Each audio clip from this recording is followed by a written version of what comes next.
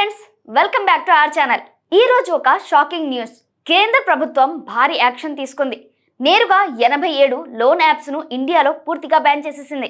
ఇవాళ play store open చేస్తే చాలా యాప్స్ ఈ యాప్ మీ దేశంలో అందుబాటులో లేదు అని చూపిస్తున్నాయి. ఈ యాప్స్ ఏం చేస్తున్నాయంటే 1000 రూపాయలు ఇస్తే 30 రోజులకు 3000 నుంచి 4000 వసూలు చేస్తున్నాయి. పేమెంట్ ఆలస్యం అయితే ఫోన్ గ్యాలరీలోని ఫోటోలు తీసుకొని బ్లాక్మెయిల్ చేస్తున్నాయి. ఫ్యామిలీ మరియు ఫ్రెండ్స్ కి అసభ్యకరమైన మెసేజ్లు పంపుతున్నాయి. చాలా మంది ఈ వేధింపులు తట్టుకోలేక ఆత్మహత్యలు కూడా చేసుకున్నారు. సీరియస్ గా చాలా ఘోరం జరిగింది. ఇదంతా చూసి కేంద్రం ఇక చాలు అనుకొని స్ట్రిక్ట్ యాక్షన్ తీసుకుంది. ఐటీ యాక్ట్ 69A సెక్షన్ కింద ఈ 87 యాప్స్ ను బ్లాక్ చేసింది. ఈ విషయాన్ని లోక్సభలోని కార్పొరేట్ అఫైర్స్ సహాయ మంత్రి హర్ష మల్హోత్రా గారు అధికారికంగా ప్రకటించారు.